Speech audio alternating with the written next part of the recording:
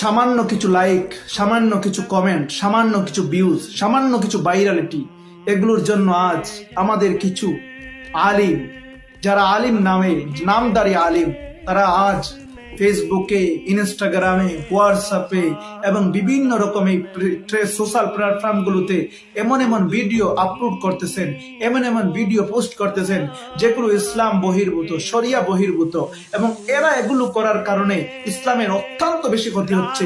আমি আপনাদেরকে সতর্ক করে দিচ্ছি, আপনারা যে এই কাজগুলো করতেছেন, আপনারা উম্মাহকে ধোঁকা দিচ্ছেন এবং আপনারা উম্মাহের জন্য ক্ষতি নিয়ে আসছেন।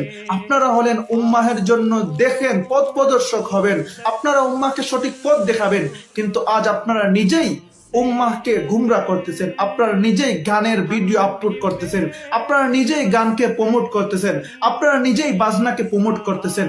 তাহলে আপনারা উম্মাহকে কি দিচ্ছেন? আপনারা নিজেকে নিজে প্রশ্ন করুন। ভাই, আপনি একজন আলিমে দিন, আপনি একজন দিনের দায়ী, আপনি মানুষকে শিখাবেন, আপনি মানুষকে পথ প্রদর্শন করবেন, কিন্তু আজ আপনার অবস্থা হলো সামান্য কিছু লাইক, সামান্য কিছু কমেন্ট, সামান্য কিছু ভিউজের জন্য আপনি যাহা ইচ্ছা তাহা আপলোড করতেছেন। যেটা ভাইরাল হচ্ছে সেটার উপর আপনি ট্রেন্ডের সাথে মিল রেখে আপনি ভিডিও তৈরি করে ফেলতেছেন, এবং গান বাজনা অশ্লীলতা কিছুকেই আপনি পরোয়া করতেছেন না, যা আসতে সব কিছু আপনি আপলোড করে ফেলতেছেন। আপনি নিজেকে প্রশ্ন করুন, আপনি কত বড় শয়তানি করতেছেন, কত বড় গুনাহ করতেছেন।